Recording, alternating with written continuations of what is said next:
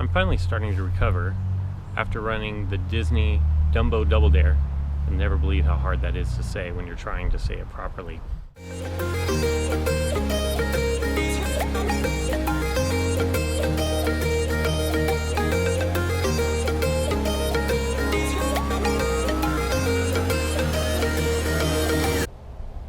For this review, I'm going to review the weekend as a whole. I'm going to review both the 10K and the half marathon, which I ran, as one event. Typically I'd break it down into here's what happens for the 10K and then here's the half marathon. But since there was one expo and much of it was very similar, I'll just lump everything together. So if there's something specific to the 10K or the half marathon, I will bring that up, but I'm not going to review each race individually, if that makes sense. So there are a few ways that Run Disney really excels. The first being at the expo. Believe it or not, Disney offers free parking for going to the expo. You can't get into the park or anything. It's the downtown Disney lots, but the fact that there's even the option to do free parking is beyond amazing, especially when Disney charges for every single thing that they do on race weekend. Easy parking, not hard. There's plenty of parking to use, so that's really a positive as far as I'm concerned. The expo, really well laid out. The bib pickup is in a totally different spot from the expo, although they do force you to go to the expo to pick up your shirts and things of that nature. If you're not interested in doing any shopping, it's super easy. You pick up your bib, you walk upstairs, you pick up your shirt, and you can walk through everything, similar to how grocery stores put the milk and the cheese in the back of the store. You're gonna have to walk through everything, but you don't have to buy anything. It's easy to navigate in and out. This is one area that they really excel. I give it an A, honestly. Pre and post race, I'm gonna grade as a B. One thing I do like is Disney is very strict on crowd placement. You're gonna have to go through 3, 4, maybe even 5 checkpoints, show your bib to an employee or a volunteer in order to get in the crowd that you're assigned. I actually like this. It helps keep the pacing of the race and the runners around you more even. So that aspect of it is really good. One thing that I'm not really a fan of is while the crowd is fun and entertaining, and they actually do entertainment, they have a production that they put together and they try to get crowd participation, there's a lot of ads, there's a lot of sponsors, there's a lot of plugs.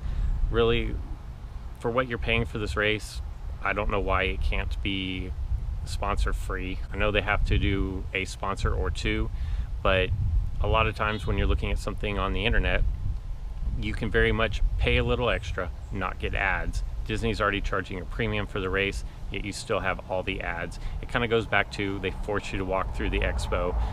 Very commercialized in my opinion, so just know this going into Disney race. They do a lot more than a lot of races pre-race. One thing I did notice is there were no fireworks this year, and in the other Disney races that I have run, they do fireworks to signify the start of the race. So very interesting. I don't know if that was a money issue or a city ordinance or whatever. If you know, put it in the comments. There's a ton of people out there that are Disney people. They love Disney, they know everything about Disney, and they'll know way more than I do. I'm sure there was a reason. I don't know what it was.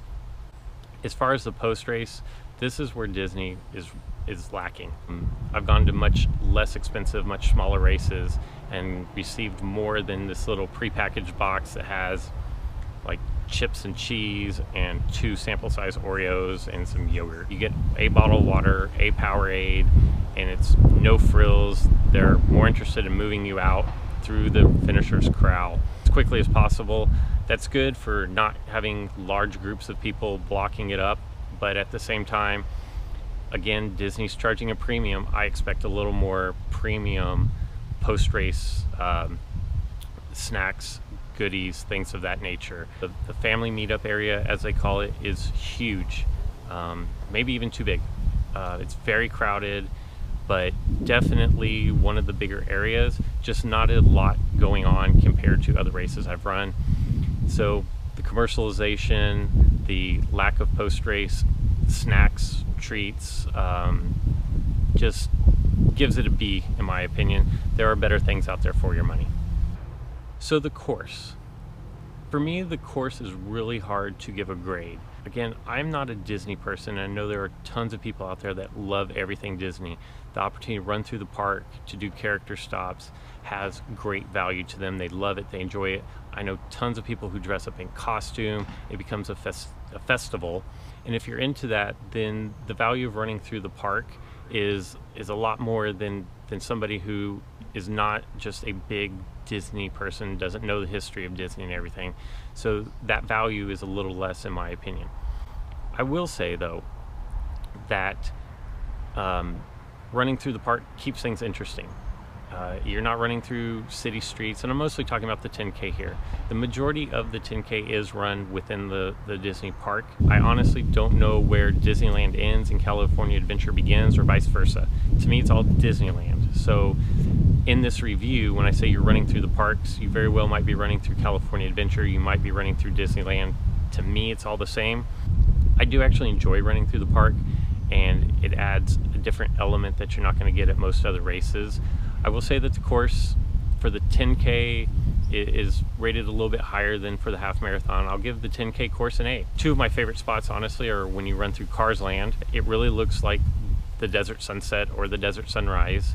And then I have no idea the name of it. Maybe you can leave it down here in the comments.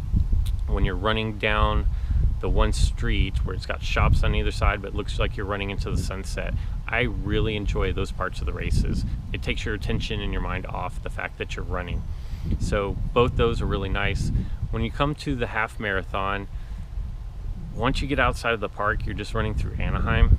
There's nothing to distinguish it from any other race in any other town USA that's not picturesque. I will say running through Angel Stadium for the half marathon is kind of cool. Not an experience that you'll get to do everywhere running through a professional baseball stadium. But outside of that, you really are just running through the streets of any town USA. For the half marathon, a B, and the B would just be because the park aspects at the beginning are really nice. The Angel Stadium is pretty cool. I'm a baseball fan. So I actually enjoy that aspect of it a little bit more. Outside of that, you're not getting a lot additional that you would not get at any other race. And for that, my overall grade for the weekend is a B+, A for the 10K, a B for the half marathon. I mentioned earlier that there are some things Disney does really well. The medals is one of them. I absolutely give the medals an A.